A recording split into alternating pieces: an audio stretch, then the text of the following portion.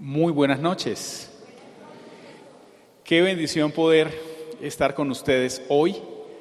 En otras ocasiones había estado aquí, pero hoy poder acompañarles ya en este nuevo espacio, en este nuevo escenario, después de tantas luchas, después de tantas oposiciones de diferente índole, y ver cómo el nombre de Dios es y será glorificado en este lugar, alegra mi corazón. Y más poder hoy acompañar en este momento de presentación y de consagración de una sobrina hermosa, que amamos también como familia, mucho mayor mi gozo. Queridos hermanos, hemos venido para exaltar al Señor, pero también para recibir la palabra de Dios. Agradezco de una manera profunda al pastor John Freddy, a la pastora Ruth y a ustedes por darme este privilegio. Y quiero invitarle por un momento a abrir su Biblia, si la trajo, a la carta del apóstol Pablo a los Gálatas. Y vamos a iniciar en Gálatas capítulo 5, versículo 16, pero vamos a estar hoy en toda la carta del apóstol Pablo a los Gálatas. Bueno, en principio voy a leer en la Reina Valera, pero luego vamos a estar con la versión de las Américas. Gálatas capítulo 5, versículos 16 al 23. Leo en favor de todos, dice la palabra del Señor, en el nombre del Padre, del Hijo y del Espíritu Santo. Digo pues, andad en el Espíritu y no satisfagáis los deseos de la carne, porque el deseo de la carne es contra el Espíritu y el del Espíritu contra la carne, y estos se oponen entre sí para que no hagáis lo que quisierais. Pero si sois guiados por el Espíritu, no estáis bajo la ley. Y manifiestas son las obras de la carne, que son adulterio, fornicación, inmundicia, lascivia, idolatría, hechicerías, enemistades, pleitos, celos, iras, contiendas, disensiones, herejías, envidias, homicidios, borracheras, orgías y cosas semejantes a estas, acerca de las cuales os amonesto, como ya os lo he dicho antes, que los que practican tales cosas no heredarán el reino de Dios. Mas el fruto del Espíritu es amor, gozo, paz, paciencia, benignidad, bondad, fe, mansedumbre, templanza. Contra tales cosas no hay ley. Este texto seguramente usted lo ha leído en muchas ocasiones. Y hoy quiero invitarle a reflexionar por un momento sobre el fruto del Espíritu en el creyente como resultado de un proceso cuidadoso. ¿De qué vamos a hablar hoy? El fruto del Espíritu en el creyente como resultado de un proceso cuidadoso.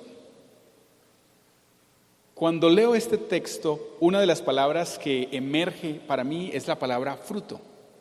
Hoy cuando llegué, el pastor John Freddy me llevó a hacer un recorrido y curiosamente me dice, estos son los árboles y ya tienen fruto.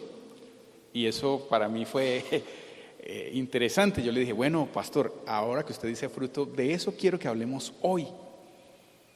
Cuando pensamos en la palabra fruto, ¿qué viene a nuestra mente? Yo le invito a que usted reflexione por un momento, porque seguramente todos tal vez sabemos qué es un fruto, seguramente lo comemos, lo compramos, probablemente algunos hasta lo cultivamos. Pero si usted tuviera que definir la palabra fruto, ¿qué pudiera decir? Yo, tratando de tener mayor claridad al respecto, fui al diccionario de la Real Academia Española y encontré varias definiciones, pero hay una en particular que llamó mi atención. Y dice lo siguiente: hablando de fruto, dice que viene del latín fructus. Dice que es producto del desarrollo del ovario de una flor después de la fecundación, en el que quedan contenidas las semillas, en cuya formación cooperan con frecuencia tanto el cáliz como el receptáculo floral y otros órganos. Otra definición que encontré fue producto de las plantas que, aparte de la utilidad que pueda tener, sirve para desarrollar y proteger la semilla. Y este aspecto me llevó a pensar, bueno, el fruto entonces tiene una utilidad. Hay diferentes frutos, hay frutas que son aptas para el consumo humano, hay otras que no. Hay unas que son alimento para los animales, pero independientemente de cuál sea la utilidad del fruto, el fruto tiene varias funciones y una de ellas es desarrollar y proteger la semilla. Nosotros, a la luz del Evangelio, encontramos que Jesús usó muchas parábolas y una de ellas fue la parábola del sembrador. ¿Ha escuchado usted la parábola del sembrador?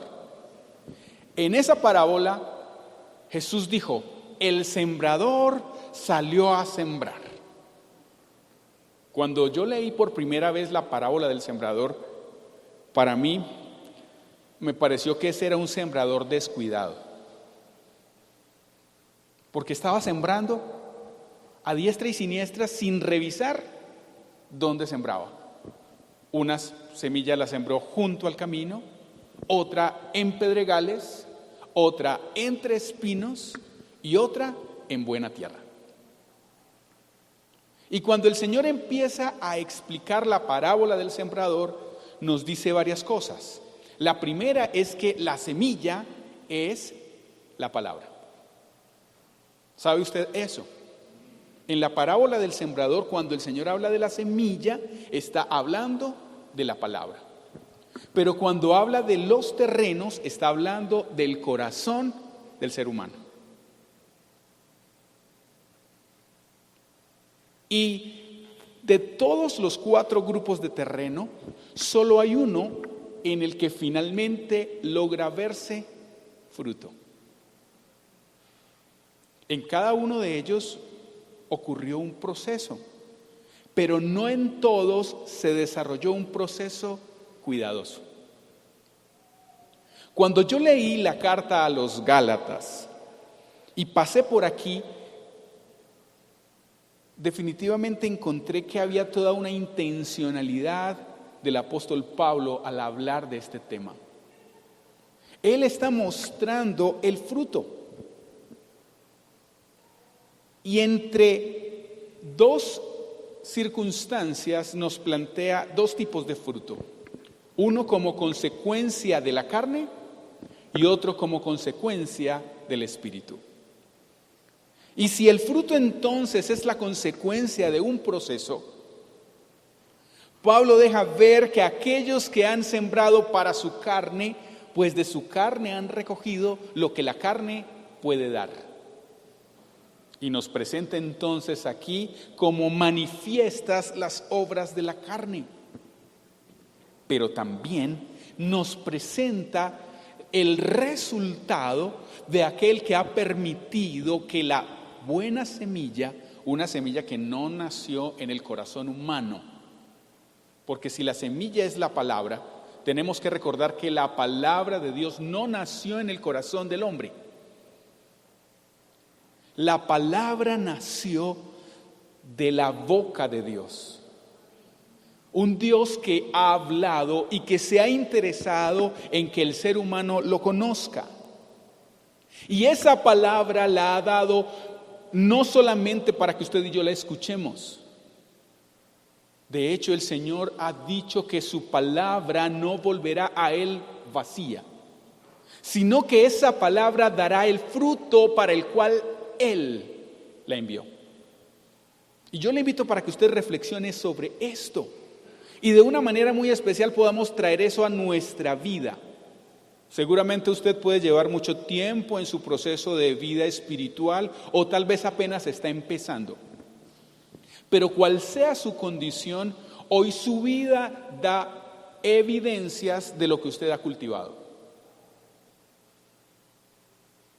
Hoy su vida da referencias de lo que usted ha hecho, de lo que usted ha tenido como un elemento importante o elementos importantes en su vida. Y en ese sentido vale la pena hoy preguntarnos, ¿cuál es el fruto que yo estoy dando?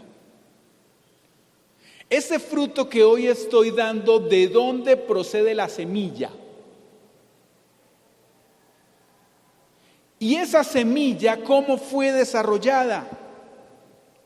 ¿Cómo fue protegida? Y le invito para que entonces hagamos un recorrido en la carta de los Gálatas y miremos algunas preocupaciones del apóstol Pablo respecto al fruto en el creyente. Un fruto que podía ser resultado de la carne o resultado del Espíritu. Miremos entonces algunas de estas preocupaciones. Y quiero que empecemos en Gálatas capítulo 1, versículo 6. La Biblia de las Américas dice de la siguiente manera: me maravillo de que tan pronto hayáis abandonado al que os llama por la gracia de Cristo para seguir un evangelio diferente. Cuando Pablo abordó el tema del fruto, lo abordó preocupado por el fruto que se estaba viendo en medio de la iglesia. Y ahora aquí nos deja ver que su preocupación es que muchos, aunque seguían congregándose, aunque seguían identificándose como iglesia, Pablo dice: muchos de ustedes han seguido un evangelio diferente. Es necesario entender que el evangelio verdadero es el evangelio que viene del cielo. Y es el evangelio que presenta a Jesús como el Señor. Y es el evangelio que lleva al hombre a vivir una vida en relación con Dios, en dependencia de Dios, pero también en la capacidad de negarse a sí mismo en su voluntad, en sus proyectos, reconociendo entonces que es Dios el Señor, que es Dios quien gobierna y quien tiene control absoluto de nuestra vida. El evangelio diferente se parece mucho al verdadero. Y nunca vendrá y se mostrará como evangelio falso o como evangelio distinto.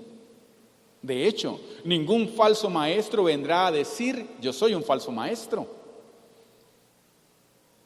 Ni dirá: yo les voy a hablar de un evangelio distinto.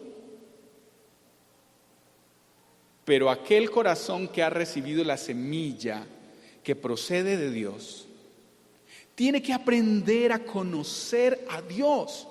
Tiene que aprender a conocer el evangelio de Dios.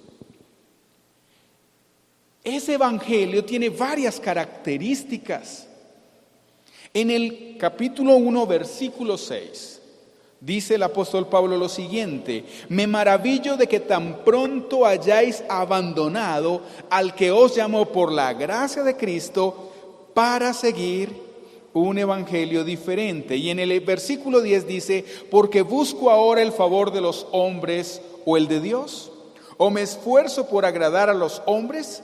Si yo todavía estuviera tratando de agradar a los hombres, no sería siervo de Cristo. Estamos en medio de un sistema religioso que intenta agradar al hombre. Un sistema religioso que plantea el hecho de dar un discurso que sea agradable a los oídos, que pueda agradar a la audiencia. Pero el apóstol Pablo, que conoció el evangelio de Jesucristo, está señalando que el evangelio verdadero no tiene como fin agradar a los hombres. De tal manera que mi vida de fe no debería estar encauzada en el hecho de saber si los que están a mi alrededor están contentos o no con el evangelio que yo estoy predicando. Por eso, una de las preocupaciones del apóstol precisamente es que ahora se están centrando en agradar y en hacer la voluntad del hombre y no en agradar y hacer la voluntad de Dios. Y yo le pregunto, hoy cuando usted piensa en crecer y avanzar en su vida cristiana, ¿por qué lo hace? Tal vez lo está haciendo porque no quiere tener problemas con su pareja. Tal vez lo está haciendo porque finalmente hay un buen grupo de personas con las que se relaciona y quiere caerles bien. El apóstol Pablo nos está diciendo que el evangelio de Cristo se caracteriza porque en el corazón del hombre que ha recibido ese evangelio está la convicción y la decisión de agradar a Dios antes que a los hombres.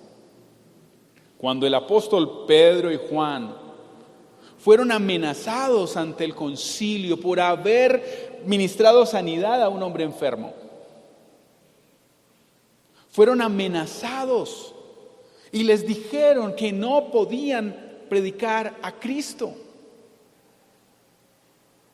Pero a pesar de las amenazas, a pesar del maltrato, ya el evangelio había sido sembrado en sus corazones y con firmeza en su corazón dijeron: es necesario agradar primero a Dios que a los hombres. Este aspecto estaba en lo profundo del corazón del apóstol Pablo. Por eso él dice a los hermanos: no debe ser nuestro esfuerzo el de agradar al hombre, debe ser nuestro esfuerzo el de agradar a Dios. Y advierte: si yo todavía estuviera tratando de agradar a los hombres, no sería siervo de Cristo. ¿A quién sirves? En lo que hoy estás haciendo, ¿para quién lo haces? Esta era otra preocupación del apóstol Pablo. Versículo 12 de Gálatas 1: pues ni lo recibí de hombre, ni me fue enseñado, sino que lo recibí por medio de una revelación de Jesucristo. Sobre este aspecto hay un elemento importante, muy importante. Cuando somos formados, cuando somos instruidos en el evangelio, nosotros que estamos siendo instruidos y que estamos siendo formados, debemos entender que debemos aprender es la palabra de Dios. ¿Qué es lo que debemos aprender? La palabra de Dios. Porque la palabra de Dios tiene el poder de transformar vidas. Porque la palabra de Dios tiene el poder de transformar corazones. Muchos de los que hoy servimos al Señor como predicadores del evangelio podemos tener diferentes opiniones y podemos tener diferentes lecturas acerca de distintas situaciones, ya sean políticas, económicas, sociales, deportivas. Pueden ser asuntos relevantes o irrelevantes, pero la opinión de un ser humano no trae vida eterna. Pero las palabras que salen de la boca de Dios, esas palabras pueden traer vida. Por eso, en nuestro proceso de crecimiento cristiano, podemos escuchar a diferentes maestros, a diferentes predicadores, a distintos pastores. Pero el evangelio que nosotros debemos seguir, el evangelio que nosotros debemos abrazar, no es el evangelio del pastor John o del pastor Juan o del pastor Alejandro o de cualquier otro pastor que usted conozca.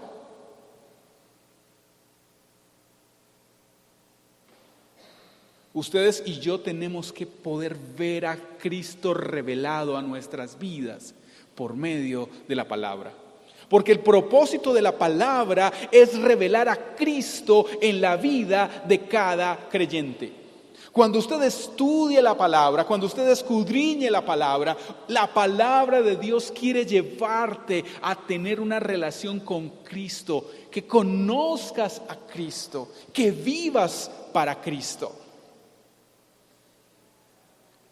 Pero si no has conocido a Cristo, ¿cómo podrás vivir para Él? Por eso en nuestro proceso de crecimiento espiritual, como cristianos, por favor, tenga eso presente. Cristo es nuestra meta. ¿Cristo es qué? Cristo es nuestra meta. Esa semilla que fue sembrada en el corazón nuestro por medio de la palabra y que sigue siendo sembrada tiene el propósito de revelar a Jesús. Ahora, esa semilla tiene que ser desarrollada. ¿Cómo se está desarrollando la semilla en nosotros? Hay diferentes momentos, diferentes circunstancias que intentan dañar, arrebatar la semilla. En la parábola del sembrador nosotros encontramos que aquella semilla que cayó junto al camino, vinieron las aves y se comieron la semilla. Y en aquellos lo único que hubo fue el hecho de haber recibido la semilla, pero no fue más. La semilla no se desarrolló. Otra parte cayó en pedregales, empezó a tener un proceso más, pero no echó raíces profundas. Y cuando salió el sol, ¿qué pasó con la planta? Se secó. Otro grupo cayó entre espinos y empieza a crecer y parece que va todo bien, pero de pronto los espinos empiezan a ahogar la planta. Y terminan restándole vida. Esto también estaba ocurriendo aquí en la iglesia de Galacia. Capítulo 2, versículos 4 y 5. Observen las advertencias del apóstol Pablo al respecto. Y esto fue por causa de los falsos hermanos. Diga conmigo, falsos hermanos. Falsos hermanos introducidos secretamente que se habían infiltrado para espiar la libertad que tenemos en Cristo Jesús a fin de someternos a esclavitud, a los cuales ni por un momento cedimos para no someternos a fin de que la verdad del Evangelio permanezca en nosotros. Tenga en cuenta esto. No todas las personas que vienen a una iglesia y que usan la Biblia y que invocan a Dios son verdaderos hermanos. El apóstol Pablo está advirtiendo aquí de falsos hermanos, que parecen hermanos, que hablan como hermanos, que sonríen como hermanos, que te abrazan como hermanos. Pero en lugar de llevarte a tener una vida de comunión con Cristo, finalmente estos falsos hermanos querían arrebatar esa comunión con Cristo. Y querían sacar a estos hermanos de la libertad que Cristo traía para la iglesia y volverlos a la esclavitud.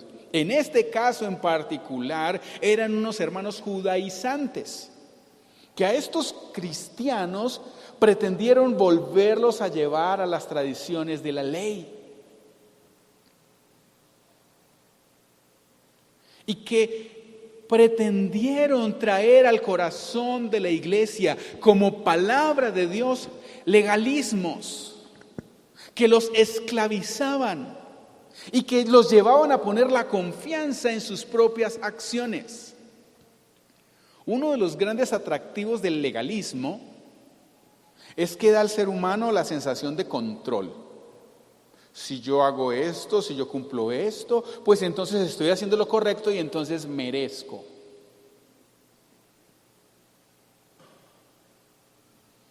Pero cuando nosotros pensamos en la condición humana y en la obra redentora que fue diseñada por Dios y que fue ejecutada por medio de su Hijo al morir en la cruz, nosotros tenemos que reconocer que no merecíamos tan grande amor. Usted puede ser una persona muy buena, muy caritativa, muy generosa, pero si Cristo no ha nacido en tu corazón, tú estás perdido.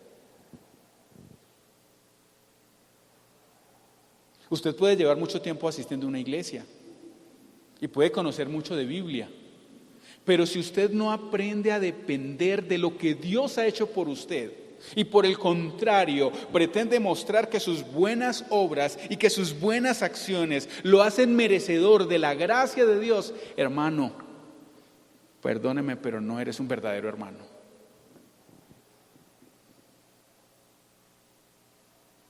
Pensemos en eso. Esta era una de las preocupaciones del apóstol Pablo. Y pudiéramos pensar, bueno, eso va a afectar de pronto a los inexpertos, a los que apenas están empezando. Pero llama mi atención que esta presión y que la incidencia y la influencia de los falsos hermanos llegó a ser tanta que a personas expertas y fundadas en la Escritura, que llegaron a ser fundamento del Evangelio, también fueron movidos. Gálatas capítulo 2, versículos 12 y 13. Porque antes de venir algunos de parte de Jacobo, él comía con los gentiles. Aquí está hablando de Pedro. Pero cuando vinieron, empezó a retraerse y apartarse porque temía a los de la circuncisión. Y el resto de los judíos se le unió en su hipocresía, de tal manera que aún Bernabé fue arrastrado por la hipocresía de ellos. Recuerda que en los versículos anteriores Pablo advirtió de los falsos hermanos que querían arrebatar la libertad que había recibido la iglesia en Cristo. La influencia de estos fue tal que el mismo Pedro se dejó influenciar. Y aún Bernabé. Hombres conocedores de la palabra, hombres experimentados. Por lo tanto, todo el conocimiento y todos los años que usted pueda tener de ministerio no se convierten en una garantía de que usted no será afectado por los falsos hermanos.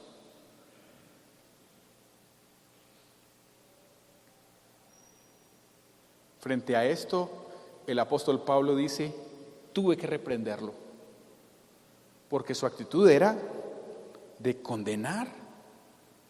Por eso, hoy nosotros necesitamos entender, queridos hermanos, que tenemos que aprender a depender del Señor. ¿De quién debemos depender? Dile a tu vecino, necesitamos depender del Señor. Pero ¿cómo podrá esto llegar a ser una realidad? Nuestra comprensión del Evangelio debe ser la correcta. La comprensión correcta del Evangelio nos enfoca en el propósito, no del hombre. ¿En el propósito de quién? De Dios. Si lo que cuido en mi vida es mi autonomía, mi autosuficiencia, confiando en mis propias acciones, queridos hermanos, seguiremos viviendo como hombres carnales. Estamos en una sociedad centrada en el yo. Entonces hay una cantidad de discursos que te dicen, tú puedes, tú eres capaz, créelo. Y uno escucha ese discurso y se va creciendo, ¿cierto? Se le va uno inflando el corazón. Sí, yo soy capaz. Y más cuando muchos de esos discursos están acompañados de citas bíblicas, porque todo lo puedo en Cristo que me fortalece. Pero resulta que muchas veces ese discurso se parece tanto al verdadero, pero no lo es. Y está hablado por personas que parecen ser nuestros hermanos, pero no lo son. ¿Cómo combatir esto? Cada creyente, recuerden, lo había dicho, tiene que conocer a Jesús y tiene que conocerlo por medio de la palabra. Dice la palabra del Señor: sin embargo, sabiendo que el hombre no es justificado por las obras de la ley, sino mediante la fe en Jesucristo, también nosotros hemos creído en Cristo Jesús para que seamos justificados por la fe ¿en quién? En Cristo, y no por las obras de la ley, pues por las obras de la ley nadie será justificado. Hermanos, no podemos confiar en nosotros mismos. Si nosotros confiamos en nosotros mismos, estamos sembrando para nuestra carne y estamos permitiendo que la semilla de la carne se desarrolle. Finalmente, esa semilla dará un fruto. Nosotros no somos justificados por nuestras propias obras. No hay absolutamente nada que tú puedas hacer por ti mismo que te haga merecedor de la gracia y de la misericordia de Dios.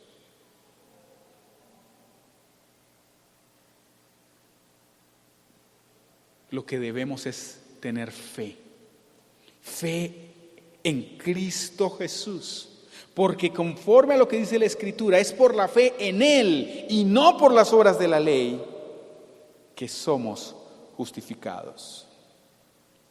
El evangelio sembrado en el corazón del hombre, en lugar de llevarlo a confiar en sí mismo, lo lleva a morir a sí mismo y a morir a sí mismo en la cruz de Cristo y a vivir por la fe de Cristo. El versículo que leí fue Gálatas 2:16 y ahora le invito a que lea conmigo Gálatas 2:20. Dice la palabra del Señor: con Cristo he sido crucificado, y ya no soy yo el que vive, sino que Cristo vive en mí. Y la vida que ahora vivo en la carne, la vivo por la fe del Hijo de Dios, el cual me amó y se entregó a sí mismo por mí.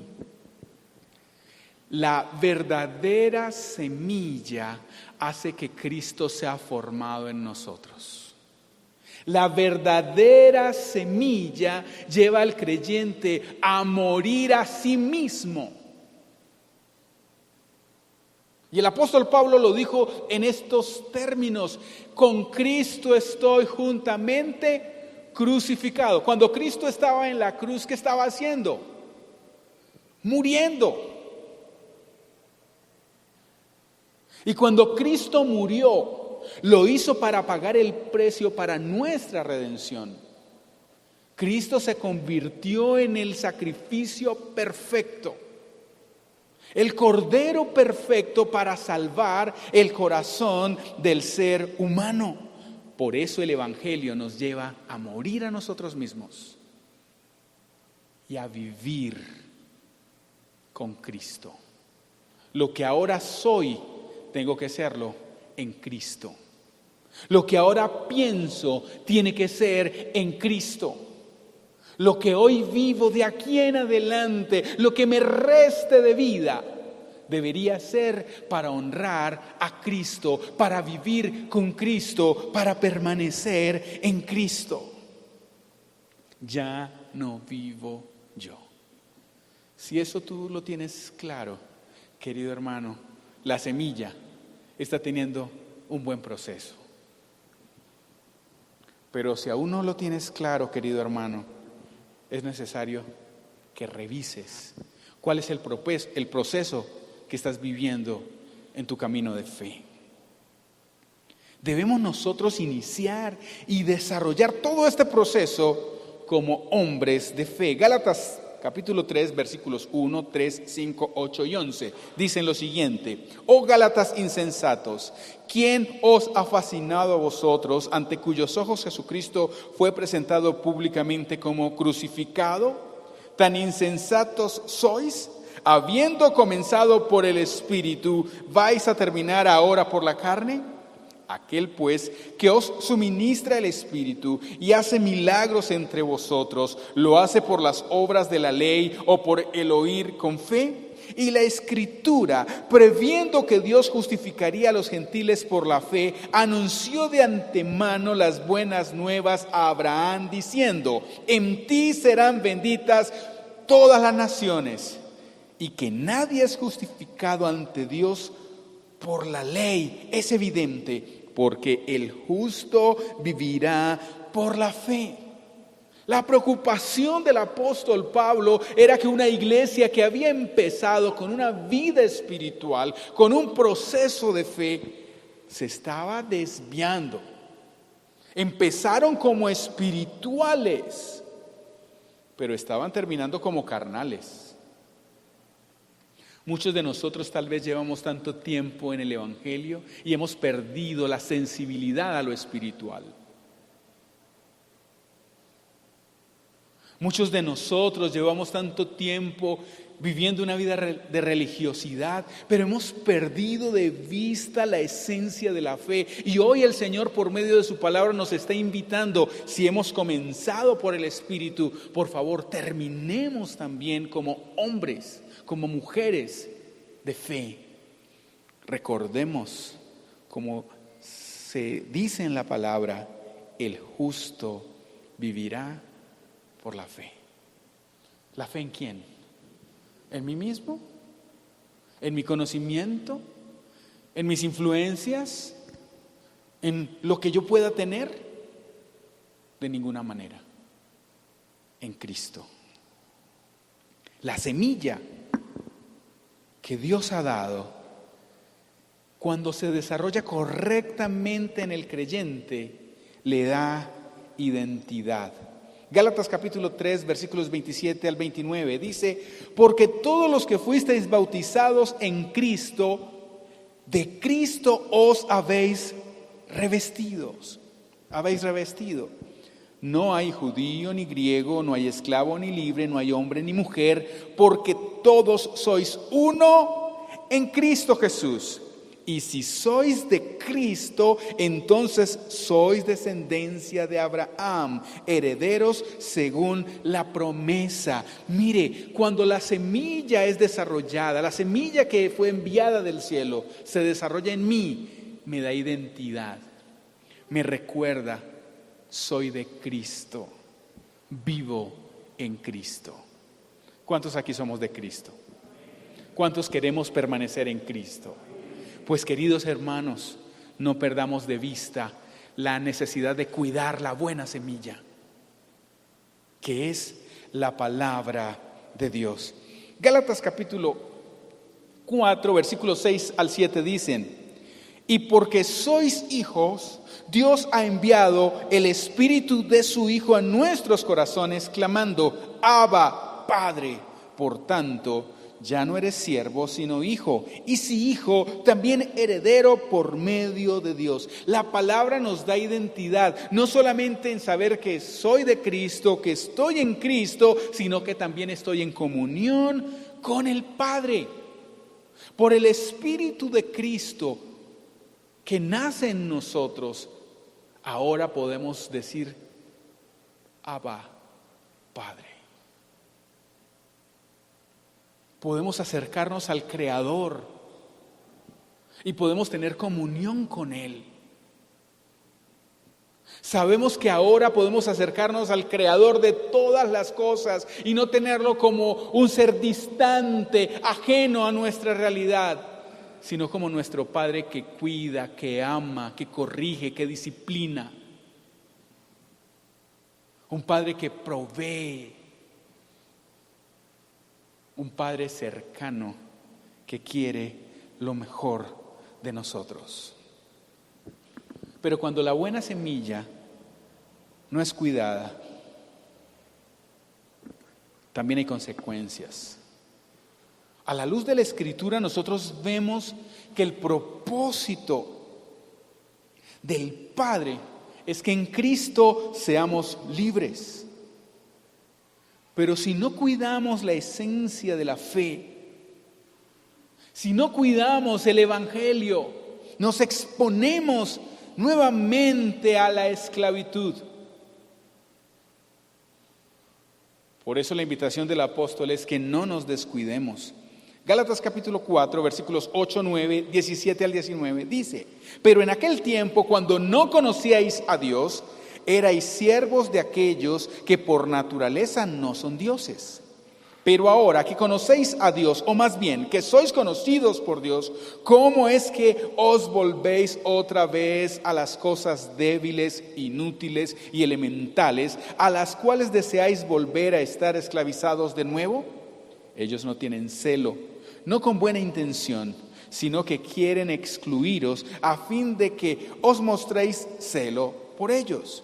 Es bueno mostrar celo con buena intención siempre, y no solo cuando yo estoy presente con vosotros, hijos míos, por quienes de nuevo sufro dolores de parto hasta que Cristo sea formado en vosotros. Pablo, como un padre espiritual, escribe a esta iglesia y les está diciendo: sufro por ustedes.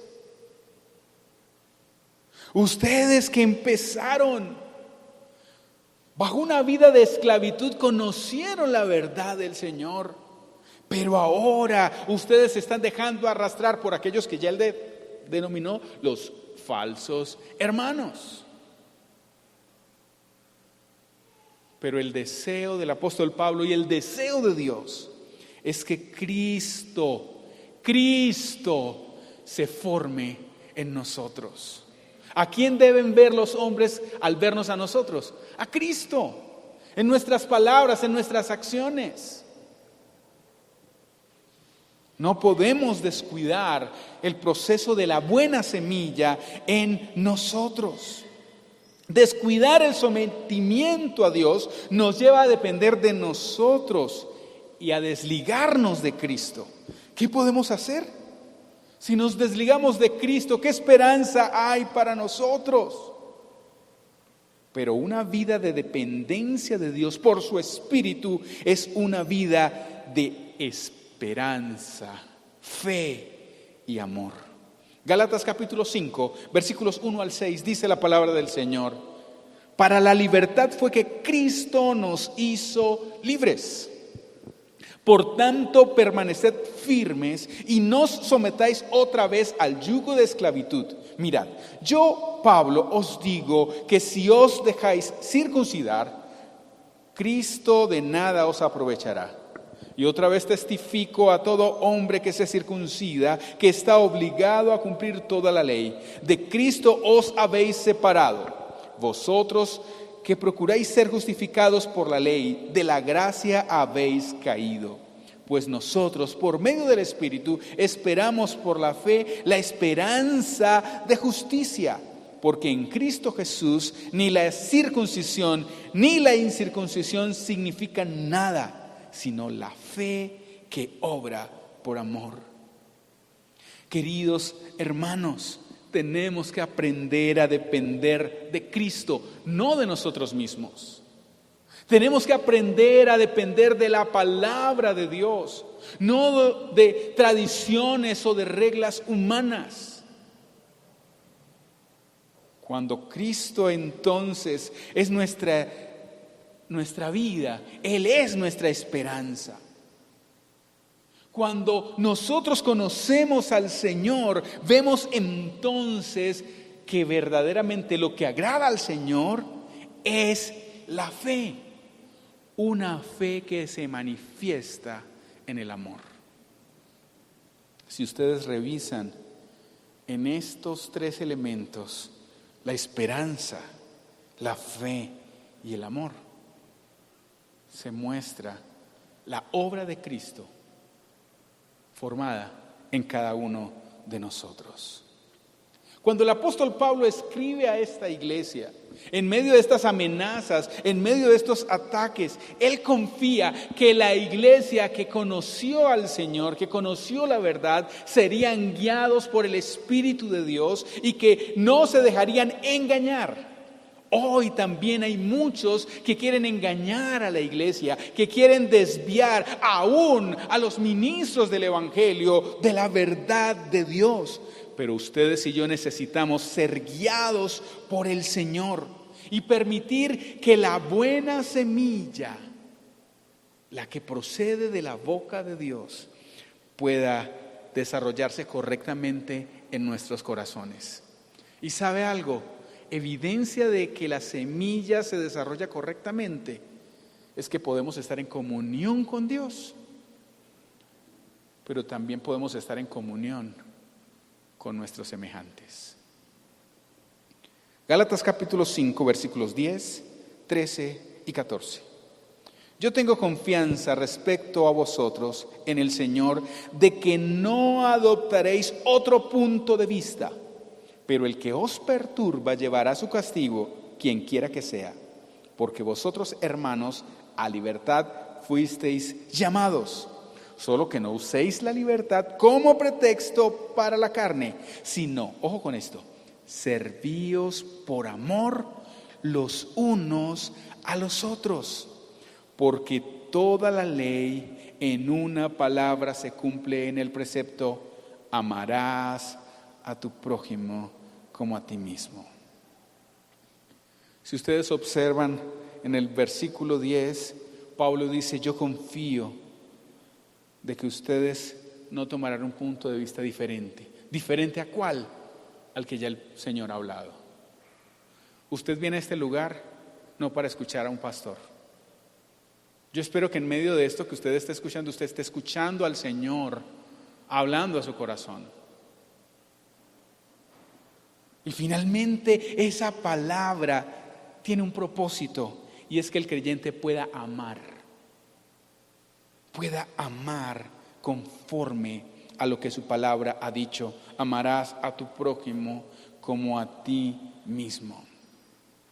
Cuando no es la palabra de Dios la que gobierna en el corazón del hombre, en lugar de estar en comunión y en unidad con Él, se vuelve en contrario, en adversario, en opositor a la guía del Espíritu. Y aquel que se opone a la vida del Espíritu, pues entonces en su vida dejará en evidencia la obra de la carne. Gálatas 5, versículo 16 dice: digo pues, andad por el Espíritu y no cumpliréis el deseo de la carne. Porque el deseo de la carne es contra el Espíritu, y el del Espíritu es contra la carne, pues estos se oponen el uno al otro, de manera que no podéis hacer lo que deseáis, sino que sois guiados por el Espíritu. No estáis bajo la ley. Ahora bien, las obras de la carne son evidentes, las cuales son inmoralidad, impureza, sensualidad, idolatría, hechicería, enemistades, pleitos, celos, enojos, rivalidades, disensiones, sectarismos, envidias, borracheras, orgías y cosas semejantes, contra las cuales os advertí, como ya os lo he dicho antes, que los que practican tales cosas no heredarán el reino de Dios. Querido hermano, ¿qué es lo que nuestra vida hoy está produciendo? Observe lo que acabamos de leer. Aquí hay una descripción de características, de consecuencias de una semilla sembrada. Y este fruto es el resultado de aquel que ha cultivado en su carne. Y se nos advierte: si tú vives de esta manera, no eres guiado por el Espíritu de Dios. Por el contrario, te opones, porque el deseo de la carne es contra el Espíritu. Sin embargo, cuando nosotros permitimos que el Espíritu de Cristo sea el que gobierne en nosotros, que las palabras de Cristo sean las que gobiernen en nosotros, pues a su tiempo el fruto, producto de la semilla sembrada, se manifestará.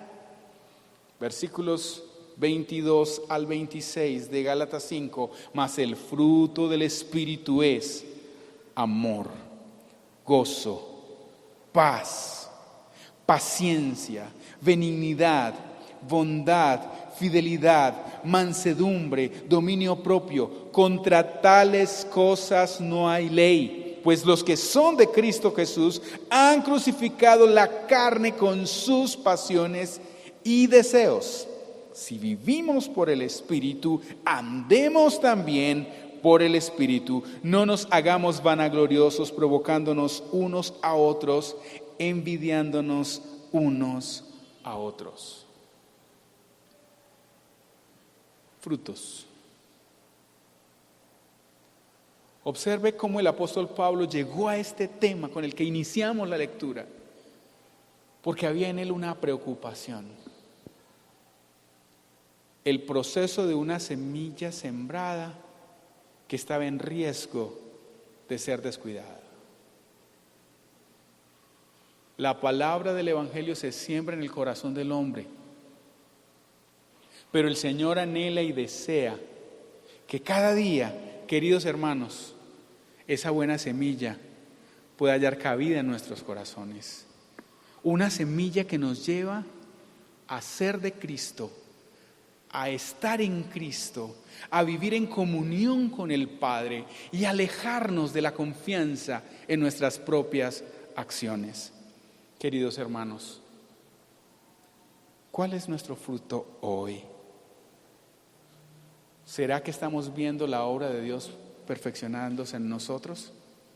Probablemente aún hay cosas de ese hombre carnal que se manifiestan.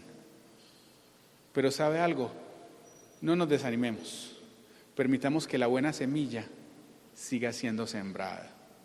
Muchos, cuando pensamos en el fruto del Espíritu y en las cosas del Espíritu Santo, las asociamos con eventos místicos. Pero realmente lo maravilloso de la semilla que se siembra en el corazón del hombre es que es una semilla que produce vida, una vida que agrada a Dios, pero también es una vida que es una vida de beneficio para sus semejantes, por medio de la obra de Dios en nosotros. Vuelvo y pregunto, ¿cuál es el fruto que hoy damos? ¿De dónde procede esta semilla? ¿Cómo la estoy desarrollando? ¿Y cómo está siendo protegida esa semilla relacionada con este fruto?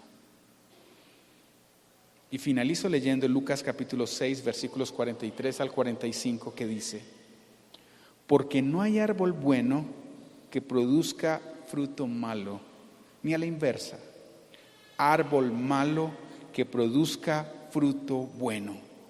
Pues cada árbol por su fruto se conoce, porque los hombres no recogen higos de los espinos, ni vendimian uvas de una zarza.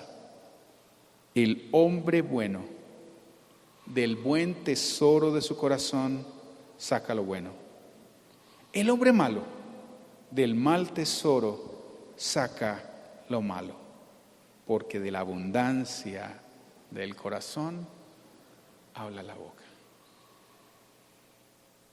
Reflexionemos, por favor, ¿de qué estamos hablando? ¿Cuáles son nuestras conversaciones a diario? ¿Realmente mis palabras están mostrando a Cristo? ¿Mis acciones están mostrando la obra de Dios en mí? O probablemente yo mismo hoy esté en este lugar, no como un hijo de Dios, sino como un falso hermano, confiando en nuestro propio criterio, en nuestra propia visión, ignorando lo que Dios ha dicho. La palabra de Dios es la que debe gobernar en la mente y en el corazón de cada creyente. Le invito a inclinar su rostro y vamos a orar. Señor, gracias. Muchas gracias por tu buena palabra. Tu palabra, Señor, ha sido dada para nuestro bien. Y hoy, Señor, hemos revisado a la luz de la Escritura la preocupación de un hombre como el apóstol Pablo para que el corazón de una iglesia fuera guardado, para que la buena semilla que se sembró pudiera tener el desarrollo correcto. Señor, y sobre la iglesia que se congrega en este lugar, tu semilla ha sido sembrada. Oro, Señor, para que cada día esa semilla pueda desarrollarse de la manera correcta. Y el entendimiento de cada hermano, Señor, siga siendo iluminado, de tal manera que podamos ser cuidadosos de la palabra que estamos recibiendo. Que nuestros sentidos espirituales, Señor, puedan tener discernimiento, seamos entendidos de lo que es tu palabra y diferenciarlo de lo que es la opinión humana. Oro, Señor, para que en nuestros corazones, por tu Espíritu Santo, el fruto de tu Espíritu pueda verse vez tras vez de una mejor manera en la vida de cada creyente. Señor, hoy en tu nombre traigo bendición sobre esta congregación, sobre los pastores que guían, que acompañan, que apacientan. Y oro, Señor, para que cada día más semilla que procede de lo alto siga siendo sembrada en el corazón de esta congregación. Y que esa semilla, Señor, pueda tener su proceso correcto hasta que dé fruto, y un fruto abundante que se convierte, Señor, en más semilla para seguir sembrando en otros corazones. Señor, que tu palabra corra y sea glorificada. Gracias por este momento y por la oportunidad que nos das de poder compartirla. En el nombre de Jesús. Amén. Amén.